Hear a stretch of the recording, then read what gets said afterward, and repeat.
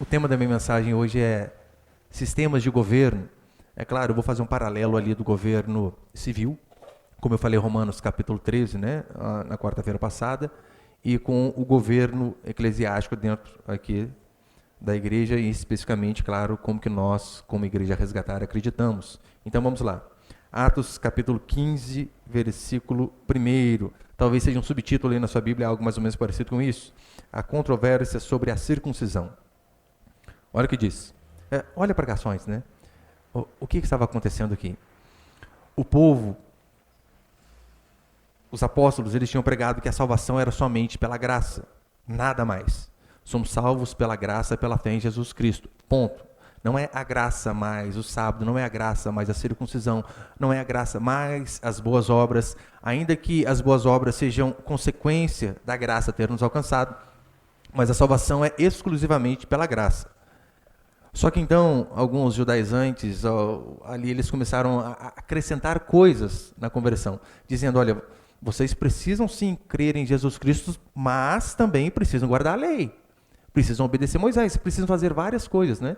Então, no meio dessa celeuma, dessa confusão, entra aqui Atos capítulo 15, versículo 1, que diz assim, certos homens que desceram da Judéia ensinavam aos irmãos, se não vos circuncidardes segundo o costume instituído por Moisés, não podeis ser salvos. Ou seja, a salvação não é mais só pela graça, né? Graça e circuncisão. Os irmãos lembram que a circuncisão? Lembra, né? É o corte ali do prepúcio, né? Aquela pele que cobre a glande do órgão masculino. E ele está dizendo, então precisa a salvação, você precisa crer em Jesus Cristo e também a circuncisão. Seria a fimose de hoje, né? Fica mais fácil de entender. Certos homens que desceram da Judéia ensinavam aos irmãos, se não vos circuncidades segundo o costume instituído por Moisés, não podeis ser salvos. Então, Paulo e Barnabé os confrontaram e discutiram muito com eles, e os irmãos resolveram que os dois, mais alguns dentre eles, subissem a Jerusalém aos apóstolos e aos presbíteros por causa daquela questão. Olha, então eles foram lá ao centro, né? Verso 3. Eles foram acompanhados pela igreja por um trecho do caminho, e, passando pela Fenícia e por Samaria, relataram a conversão dos gentios, levando grande alegria a todos os irmãos. Quando chegaram a Jerusalém, foram recebidos pela igreja e pelos apóstolos e pelos presbíteros. Então, relataram tudo o que Deus havia feito por meio deles. Mas alguns do grupo religioso dos fariseus que haviam crido, levantaram-se e disseram que era necessário circuncidá-los e mandar obedecer a lei de Moisés. E no versículo 6 diz assim, os apóstolos e os presbíteros reuniram-se para considerar este assunto. Olha para cá, por favor. Então, teve essa desavença em termos teológicos.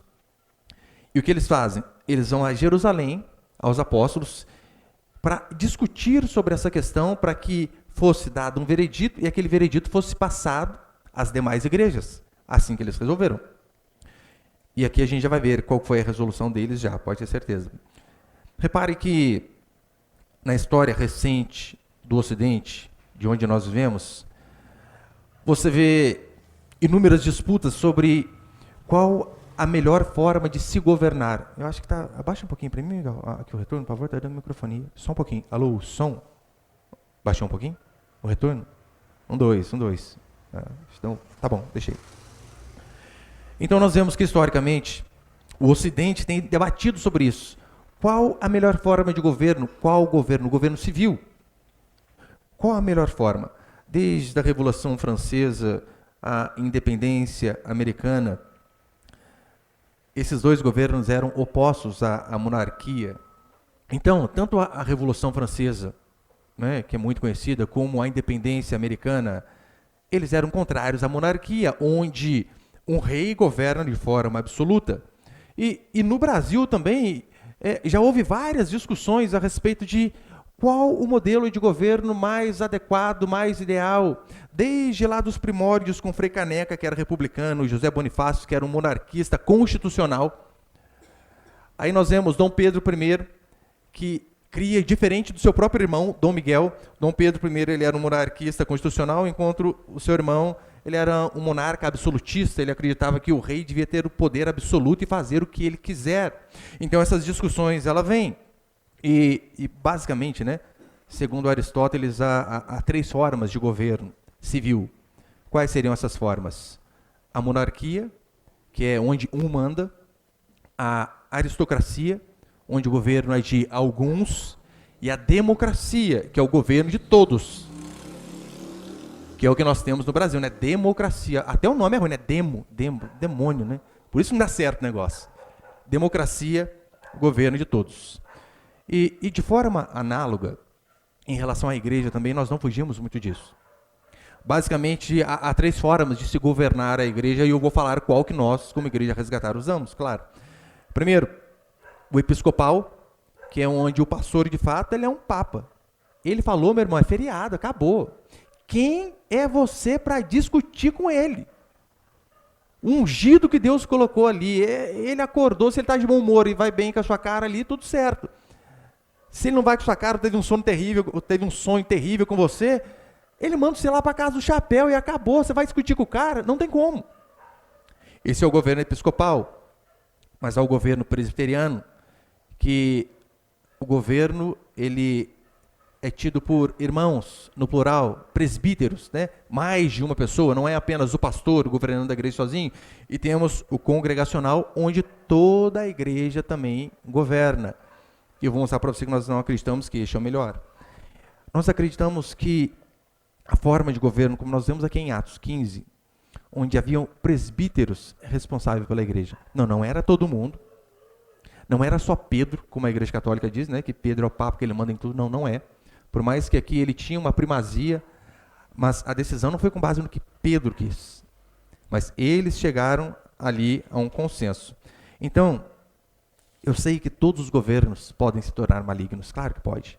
Episcopal, presbiteriano, congregacional. Porque o problema não está no método de governar. O problema está no homem. E se o homem é maligno, meu irmão, os governos também podem se tornar malignos.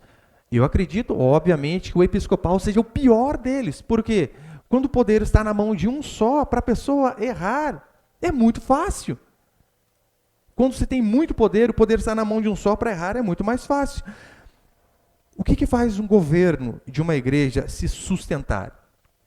Nós temos uma base histórica para isso também, porque, por exemplo, tanto a monarquia constitucional de Davi, como a República Americana, que tem princípios cristãos, inclusive ali na sua Constituição mesmo. Você vê a Constituição Americana dizendo, né?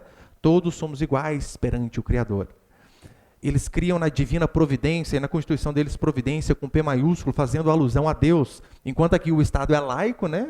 As pessoas tiram a religião, tiram Deus de lado. Os americanos, eles acreditam que sim, há uma providência, que há um Deus que governa todas as coisas, e diante deste Deus, nós somos todos iguais. Mas tanto a monarquia constitucional de Davi como a República Americana, eles tinham algo fundamental em comum. Valores. Valores morais elevados. Isso é de suma importância para que uma sociedade avance e para que uma igreja também avance. É tão certo que, historicamente, né, Alex Tocqueville, um católico roxo, católico raiz mesmo, ele começa a ver a prosperidade dos Estados Unidos, porque você sabe, os Estados Unidos ele foi formado por puritanos, por cristãos, protestantes, calvinistas, que fugindo da Inglaterra, pegaram um caminho do Novo Mundo e lá instituíram a maior nação de todos os tempos. E então ele começou a perceber, por que esse povo é tão próspero? Ele foi lá querer saber. Então, este católico raiz, meu irmão, e quando eu digo que Alex Tocqueville era católico raiz, eu estou falando porque até crente, né? Hoje tem o crente raiz e o crente Nutella. Tá todo mundo junto e sem problema nenhum. Antigamente, não. Ele era daquele que ele olhava para os crentes e falava, vocês são tudo fariseus, vocês vão tudo para o inferno, vocês vão torrar. Em contrapartida, os evangélicos, os protestantes também falavam para ele, seu idólatra, filho do cão, você vai queimar no inferno. Essa era uma discussão saudável de católico raiz e um cristão raiz. Mas olha o que ele disse, põe ali, por favor. Sobre a prosperidade dos Estados Unidos. Ele diz assim, a liberdade vê na religião a companheira de suas lutas e de seus triunfos, o berço de sua infância, a fonte divina de seus direitos. A liberdade vê na religião, qual religião? A religião protestante reformada calvinista. Especificamente isso. Eles iam nisto, a fonte divina de seus direitos. Então nós cremos em alguns princípios que é claro na Escritura, basta que você leia. Nós vemos que a existência de autoridade, não, a igreja não é uma anarquia, como eu preguei a semana passada, onde você vem e faz o que quer, ao seu bel prazer, não tem quem mande e, somos todos iguais. Somos em valor diante de Deus, mas é óbvio, exercemos funções diferentes. A autoridade, nós vemos aqui em Atos, é compartilhada, ela não é de apenas um homem, tanto é que os irmãos mais antigos aqui sabem, você que está chegando recentemente, você vai saber também, eu não tomo decisão nada aqui de forma papal, episcopal, sozinha, né? Aos irmãos que são consultados, e muitas vezes não é feita a minha vontade, por incrível que pareça.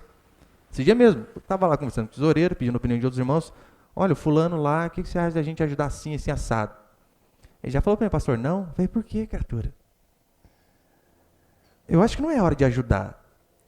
Tem que ver, às vezes o cara tem internet, às vezes o cara tem Sky, o cara tem isso, tem aquilo. Se a pessoa tem essas coisas supérfluas, não está precisando tanto de ajuda assim. Agora, se é uma luz que está cortada e eu queria ajudar, não podemos. Porque eu não tomo as decisões sozinho, porque o dinheiro da igreja não é meu, o dinheiro da igreja é da igreja. Então, olha a importância de mais pessoas tomando decisões. Então, nós cremos que existe autoridade, que a autoridade é compartilhada, que autoridades como eu, como cada líder de pequeno grupo, prestam contas, e que a autoridade ela deve ser exercida por pessoas maduras, por pessoas de caráter inquestionável e reconhecido diante da igreja. Isso é fundamental. E com base nisso, né, eu vou passar aqui alguns rápidos princípios. Primeiro é o seguinte: a liderança dos presbíteros é o que nós lemos aqui em Atos, capítulo 15. Repare que no versículo 2, olha o que vai dizer, Atos 15, 2. Então Paulo e Barnabé os confrontaram e discutiam muito com eles, e os irmãos resolveram que os dois, mas alguns dentre eles, subissem a Jerusalém aos apóstolos e aos presbíteros por causa daquela questão. Depois do versículo 4, nós vemos a igreja e os apóstolos também recebendo este povo. Quando chegaram a Jerusalém, foram recebidos pela igreja, pelos apóstolos e pelos presbíteros. No versículo 6, os apóstolos e os presbíteros reuniram-se para considerar o assunto. Então, por conta dessa confusão que eu falei em relação à circuncisão, eles têm uma reunião. Naquela reunião, eles tomam uma decisão. Assim como nós, 2020, ano passado, em relação à pandemia, nós reunimos o nosso presbitério local, o presbitério das nossas igrejas, porque nós temos, cada igreja tem o seu presbitério local, e nós temos também o presbitério dos pastores, que é como se fosse essa reunião de Jerusalém. Ali nós tomamos as decisões e passa para todas as nossas igrejas. Então ali nós decidimos erroneamente que deveríamos fechar a igreja. Comecinho da pandemia, ano passado. Todos erramos, sem exceção. Vimos que estávamos errados. Começamos os nossos cultos clandestinos, né? Até o termo é estranho, né? Culto clandestino. O pessoal estava trabalhando clandestinamente, a gente estava fazendo culto clandestinamente. Mas depois a gente falou, quer saber? Vamos abrir esse negócio e dane-se. Com medo, claro, né? Mas abrimos. Mas isso foi decidido não por um pastor isolado, como era uma questão que englobava todas as igrejas, fizemos aqui como Atos. Reunimos, decidimos e passamos a determinação, nesse caso, erramos. Essa é a diferença também. Como que nós fazemos em nossa igreja? Às vezes acontece do presbitério tomar uma decisão e, vamos colocar, temos lá 5 pessoas. 3 eram a favor de fechar a igreja e 2 não. A partir do momento que a gente fecha, erramos. Esses 2 que falaram que não devia fechar, eles também erram junto. Não tem essa historinha. Mas eu falei que não era para fechar. Viu? Se tivesse me ouvido. Não, não existe isso aqui. Aqui é assim, se um acerta, todos acertam. Se um erra, todos erram. Tanto é que, por isso que nós falamos, nós erramos, todos, sem exceção. Então, nós vemos aqui no versículo 22 a decisão que foi tomada. Acompanhe comigo, versículo 22. Atos 15, 22. Oh, meu Deus, meu sumiu, calma aí. Atos 15, 22. Então pareceu bem aos apóstolos e aos presbíteros com toda a igreja escolher homens dentre eles e enviá-los a Antioquia com Paulo e Barnabé, e foram escolhidos Judas, chamado Barsabás, e Silas, homens influentes entre os irmãos. Esses homens foram escolhidos para levar a decisão que eles tomaram, que a decisão está no versículo 20. Mas escreve a eles que se abstenham das contaminações dos ídolos, da imoralidade, da carne sacrificada a animais sufocados e do sangue. Eles chegaram a essa conclusão: olha, não vamos colocar um fardo pesado demais neles. Digam a eles: olha, se abstenham dos ídolos, se abstenham de carnes de animais sacrificadas a ídolos, de relações sexuais impuras. E então eles tomam essa decisão, e no versículo 22 diz que alguns homens foram levar a mensagem daquilo que tinha sido decidido ali. E é legal que no versículo 4 nós vemos que os apóstolos e presbíteros, eles juntamente com a igreja, examinaram a questão. Tanto é que, né, em relação à pandemia do ano passado, pegando este exemplo, nós reunimos ali, videoconferência, não podia nem reunir naquela época, tristeza. Daí está lá eu, Tiago e Edivaldo conversando, mesmo assim pedindo a opinião de outros irmãos, conversando com o pastor de Guará, de Lorena e de Moreira, e com base naquilo que foi tomada a decisão, nós comunicamos à igreja, a igreja analisou e a igreja concordou. Ou seja, vocês erraram junto com a gente. Todo mundo errou. Todo mundo errou. Mas em Atos capítulo 16, vai um pouquinho para frente para você ver, Atos 16, verso 4. À medida que passavam pelas cidades, entregavam aos irmãos as decisões que haviam sido tomadas pelos apóstolos e presbíteros em Jerusalém para serem obedecidas. Consegue ver aqui? A decisão tomada em Jerusalém e aquela decisão sendo passada a todas as igrejas. A segunda coisa que nós vemos aqui, já estou encerrando, põe ali, por favor, é a pluralidade de liderança. Atos 14, 23, tem ali, o Miguel, por favor? Atos 14, 23 vai dizer assim: e promovendo-lhes em cada igreja a eleição de presbíteros, depois de orar com jejuns, o encomendaram ao Senhor em quem havia crido, escolhendo presbíteros em cada igreja. E qual que é a grande função dos presbíteros? Está em Atos, é mesmo? Vai ali, capítulo 20. Você fica bom de Bíblia aí. Atos capítulo 20, versículo 17. De Mileto mandou chamar em Éfeso os presbíteros da igreja. E no versículo 28, do capítulo 20, ele vai dizer: portanto, tende cuidado, vós mesmos e todo o rebanho sobre o qual o Espírito vos constituiu, bispos para pastoreardes a igreja de Deus, que ele comprou com o próprio sangue. Qual que era a grande função do bispo aqui? Porque bispo, presbítero e pastor são termos intercambiáveis, já expliquei para os irmãos. A grande função deles era cuidar do rebanho ao qual Deus tinha designado. Então era exatamente isso que os apóstolos estavam dizendo. Nós não somos igreja sozinhos. Nós precisamos de homens maduros que tomem sobre si essa responsabilidade de ajudar a cuidar do rebanho.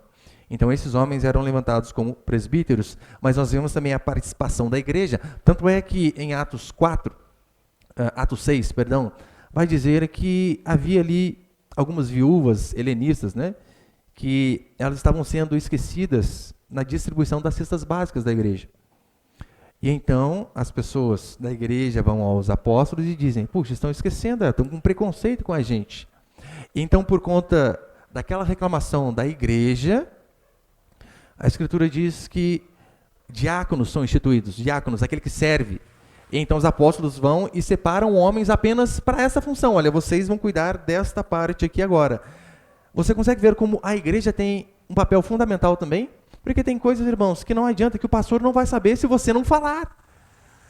Tem coisa que o líder de pequeno grupo não vai saber se você não falar, por mais que nós nos esforçamos para estar junto, para estar visitando, para estar correndo atrás. Mas tem coisas, às vezes, algumas demandas da igreja que precisam ser levadas à liderança, para que então a liderança veja uma forma melhor, então haja de acordo com aquele problema que foi levantado. E para encerrar, tem algumas falhas no sistema episcopal, e que é o porquê que nós não seguimos, Acreditamos que o presbiteriano seja o mais adequado. Por que nós não somos episcopais? Primeiro porque, meu irmão, uma pessoa só liderando é um peso muito grande sobre ele. Muito. Hoje uma igreja pequena igual a nossa, eu consigo visitar todos os irmãos. eu consigo saber como está a vida, a família de cada um. Se está com algum problema financeiro, com o filho, com a esposa, se tem enfermo, se não tem, eu consigo saber. Só que, à medida que a igreja vai crescendo, vai avançando, nem que o pastor seja o Superman, não dá conta. Não dá conta. Uma que é um peso muito grande, quando um só lidera. E às vezes, na verdade, aquele líder ele é arrogante, ele não quer repartir a liderança com ninguém, porque ele tem medo de outro fazer melhor que ele. Então, ele não quer. E então, nós temos aquele exemplo de Moisés e Jétro. Moisés está ali julgando o povo, só que era muita gente. E Moisés ficava o dia inteiro julgando a causa do povo. Ele desfalecia, diz a Escritura, e não conseguia atender todo o povo. Então o sogro dele dá uma ideia brilhante que veio de Deus para a cabeça dele, dizendo: Moisés, você vai desfalecer e você não vai conseguir ajudar todo o povo. Então o que você faz? Separa líderes capazes, homens tementes a Deus capazes, coloca-os como líder de 100, de 10, de 1000. Então os problemas menores eles resolvem, aquilo que eles não conseguirem resolver, eles levam a você. Assim, o povo todo vai conseguir ser atendido e você também não vai ficar sobrecarregado. E foi uma ideia maravilhosa, ele fez assim e assim que funcionou. É esta justamente a dinâmica dos pequenos grupos. São pequenos líderes são líderes de pequenos rebanhos que estão ali para ajudar a apacentar a igreja. Você imagina uma igreja com... Vamos colocar, eu quando eu fiz o seminário na igreja lá, que eu era em 2010, tinha 40 pastores na igreja. Você pensa, pastor é muita gente. Mas eram 17 mil membros. O que são 40 pastores para 17 mil membros? É nada. Agora, se cada membro da igreja estivesse ali incluído nos pequenos grupos, talvez aquele irmão desempregado que jamais o pastor saberia que ele estava desempregado, o líder de pequeno grupo dele, por conta de visitar e de reunir semanalmente, fica sabendo. Ele ficando sabendo, ele tenta resolver ali entre o pequeno grupo aquilo que não dá, ele faz o quê? Ele vai e leva justamente para a igreja. Então, um dos motivos que nós não somos episcopais é porque é um peso muito grande sobre o líder, sobre a congregação. E também, queridos, você sabe, né? Muito poder concentrado em uma pessoa só, a tendência é a pessoa virar um tirano. Óbvio que é. Lord Acton disse assim, né? O poder corrompe, mas o poder absoluto corrompe absolutamente. Como são os ditadores aí? Venezuela, Cuba, Nicarágua, Coreia do Norte. Os caras fazem o que eles querem. Porque quem vai se opor? Ninguém. E você acha que na igreja não pode acontecer isso? Claro que pode, e acontece. Uma vez eu ouvi um pastor, ele contando isso no livro dele, né? São 3 livros, que chama Nada a Perder, não vou falar de qual bispo que é. Ele dizendo lá que um belo dia ele acorda e se vangloriando. Acordei, de repente, fui à igreja central lá, olhei para o pastor e disse: arruma suas malas, você vai para a África. Calma, o cara tem uma família, gente. Tem esposa, tem filhos, tem tudo. Simplesmente ele acorda virado no giraia e diz para o cara: vai.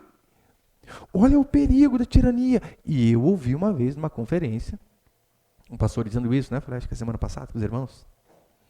O pastor, o irmãozinho lá foi fazer uma reclamação com o pastor. Olha, pastor, né? O senhor reclamou que eu fiz isso aqui, mas o senhor no outro dia fez. Eu acho que tinha atrasado 10 minutos na oração, coisa mínima, né?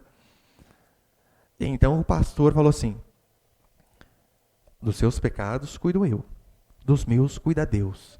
Gente, tem um cara mais tirano que isso? Você consegue perceber aqui como o governo centralizado, no caso episcopal, é um convite à tirania? Com certeza. E por que nós também... meu irmão, não estou dizendo que você não pode falar nada para mim, né? Pelo amor de Deus, aqui não tem papa, não. Os irmãos aqui, constantemente, às vezes tem alguma chateação e às vezes eu erro mesmo. Quando que eu deixei de ouvir os irmãos? Nunca. Às vezes eu ouço, bravo, mas ouço, né?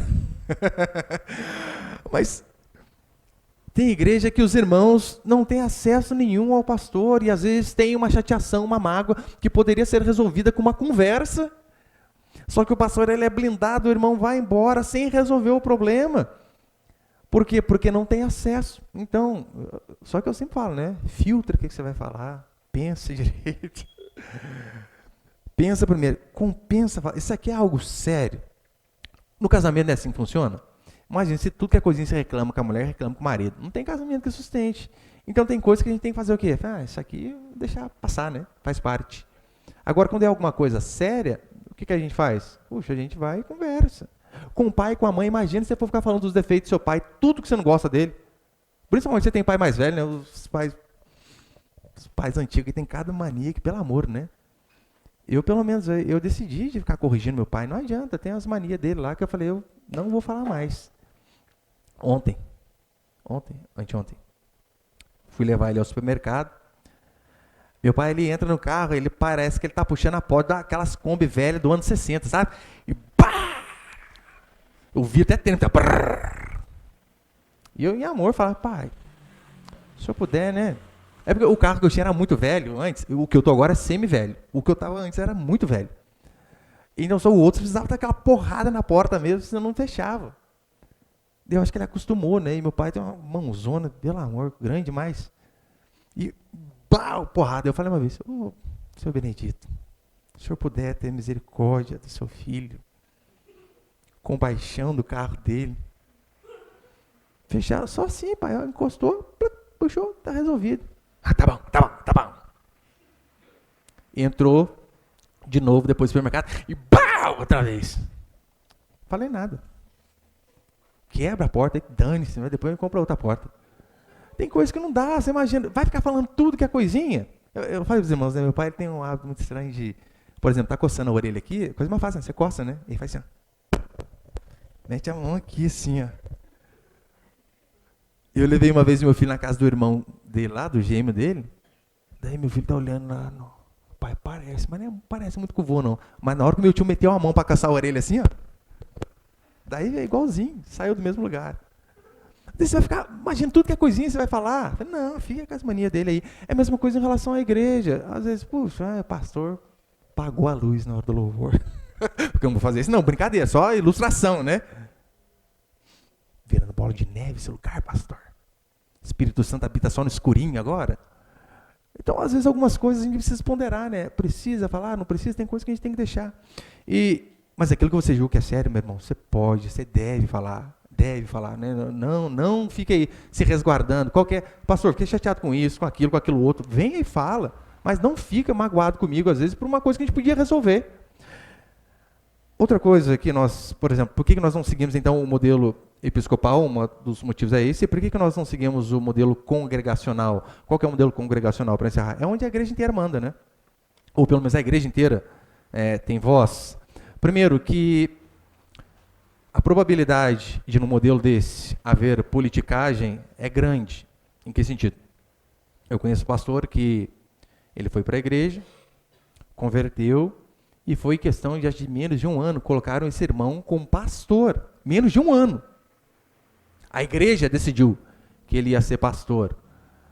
Uma que ele era um cara muito conhecido na cidade, muito influente, e outra coisa, o dízimo do cara era 80% da arrecadação, daí fica até mais fácil, né? Põe ele, pastor! Não estou dizendo que foi só por causa do dinheiro, claro que não, né? Mas por conta de ser alguém conhecido, mas não tinha maturidade nenhuma. Um ano, gente, na igreja. Como você consegue alguém pastor com um ano? É impossível. Então, às vezes, o problema dos congregacionais é que pode cambalear para o lado da politicagem.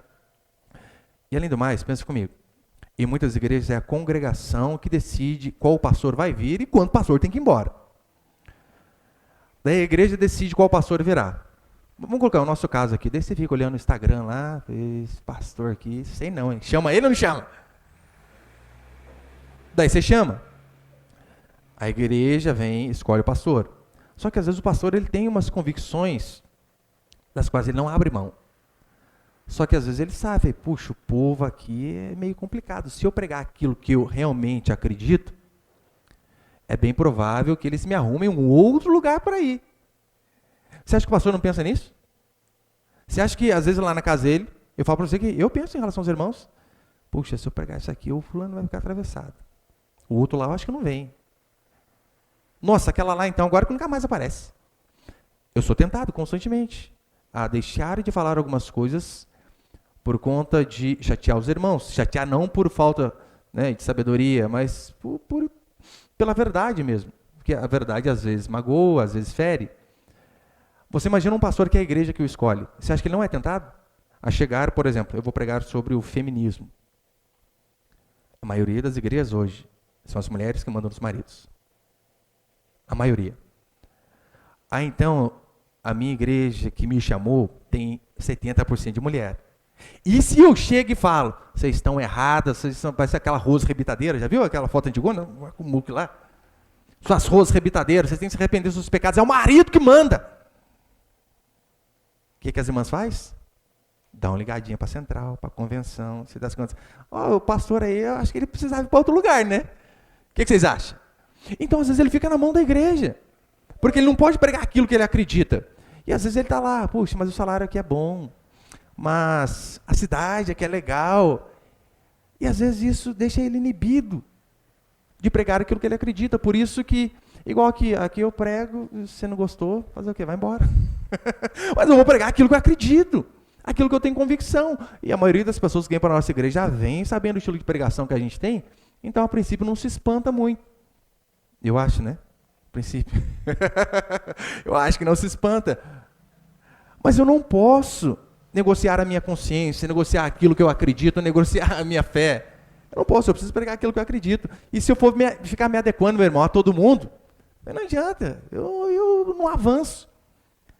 Preciso pregar a palavra e a igreja vai se adequando àquilo que é a palavra de Deus. E além do mais, quando a igreja manda, meu irmão, é tirania, só que a diferença é que é tirania de quem? Da maioria. E como eu falei, eu conversava com um pastor para enxergar, um pastor, amigo meu, a igreja dele é assim. E ele falou que quando o Dória deu aquele decreto para fechar as igrejas, ele conversou com os irmãos. E aí? Fechamos já ano passado, não vamos fechar agora não. Não, vamos ser frouxos dessa vez. Foi o que nós fizemos, né? Erramos 2020. O Dória falou, falei, que acabou o Dória aqui, não manda não. Quem manda aqui é a gente. Falei para os irmãos, a gente vai abrir e se você quiser vir, você vem. Se não quiser vir, você não vem, eu venho. E esse irmão falou que ele sugeriu isso para a igreja, só que como era uma igreja congregacional, o que aconteceu? A igreja não quis. Se a igreja não quis, o que ele teve que fazer? Teve que negar aquilo que ele acredita, não pôde abrir a igreja. Justamente no momento que as pessoas precisam de uma palavra de consolo, de um ombro amigo, de uma oração, de um tempo junto, ele não pôde, por quê? Porque a congregação não quis. Então, olha o problema que isso pode levar também. E, além do mais, meu irmão, imagina a burocracia que há também em igrejas congregacionais, porque tem igrejas que tudo que vai fazer tem que passar pela assembleia. E todo mundo tem que decidir. Todo mundo, ou pelo menos a maioria, né? Daí tá lá, vai pintar a igreja. Eu já dei esse exemplo, né? Vai pintar a igreja. Ei, que cor que você gosta? Metade gosta de verde, metade gosta de amarelo, metade gosta de preto. E vira uma bagunça na igreja de Moreira. Eu fui lá escolher a cor, amarelo. O pessoal, pastor, por que você escolheu amarelo? Porque eu quis. Vou pedir a opinião de todo mundo para escolher a cor. Daí a irmã reclamou. Nossa, pastor, a gente entra que dói a vista. Esse amarelão que o senhor colocou aí. Um mês depois pintou a casa dela do amarelo da igreja. Falei, como assim, irmã? Eu entrei na casa dele, eu fiz graça, menina. Estou na casa dela à noite, falei, irmã, esse amarelo que está doendo a vista. Reclamou de mim, está fazendo aí, não adianta. Mas você percebeu que dependendo da coisa, não tem como, vai consultar todo mundo. Olha o exemplo. A gente comprou recentemente teclado para a igreja. Você imagina fazendo assembleia aqui. Eu pergunto lá para o... Deixa eu ver quem não sabe nada de música. A Rosana entende limpar a igreja, que é uma maravilha. A irmã é uma benção, faz bolo, tudo. Mas eu estou lá. Rosana, o que você acha do teclado? A gente compra o com sensibilidade de tecla e que tem entrada para pedal e dá para colocar uns pads a mais ali pelo cartão de memória, ou a gente compra o outro e amarra? A Rosana, hã? O quê? Você imagina? Olha a burocracia que daria. O que eu fiz? Eu fui consultar o Robson, fui consultar o outro irmão que entendia. Falei, irmão, o que você acha? Depois que eu vi os irmãos que entendiam do assunto, eu levei para o tesoureiro, para mais alguns irmãos, tem essa e essa opção. Qual vocês acham que a gente compra? Pastor, compra esse? Compramos. Assim as coisas funcionam de forma muito mais fácil. E além do mais, meu irmão, se você ouve todo mundo, a possibilidade de você colocar ali pessoas imaturas decidindo assuntos sérios da igreja. Você imagina, você chega na igreja, tem 2 meses. Daí já tem uma assembleia para resolver sobre a expulsão de membro. Você acabou de chegar. Você vai votar como o irmão que está aqui há 5 anos? A respeito de desligar alguém, algo que é muito importante. Ou, tá lá, você faz 2 meses você dá o dízimo, e a igreja precisa comprar um terreno. É importante seu dízimo, só que a opinião sua não vale tanto como daqueles irmãos que já estão andando com a gente há 2, 3 anos. Independente do valor, mas do tempo caminhando junto. Então nós acreditamos que, de fato, a forma presbiteral, talvez seja o termo mais correto, né, de se governar, ela é a melhor. Por quê? Porque a possibilidade de eu me tornar um tirano é menor, a possibilidade de termos muita burocracia e as coisas não resolverem é menor, e nós acreditamos que dessa forma, com líderes que têm o testemunho da igreja, que têm uma conduta ilibada, que são pessoas fiéis a Deus, nós acreditamos que essas pessoas representam em si muito bem a igreja. Mas ainda assim, né, a gente pede a opinião dos irmãos aqui para alguns assuntos aí. Vai comprar terreno. Você imagina, eu não entendo essas coisas. Eu vou perguntar para o Edivaldo que constrói, eu vou perguntar para outro irmão que tem imóveis, eu vou perguntar a opinião de quem entende. Então, nós, como Igreja Resgatar, acreditamos dessa forma. E se tiver alguma dúvida depois, você pergunta para mim no privado, no WhatsApp, tá bom?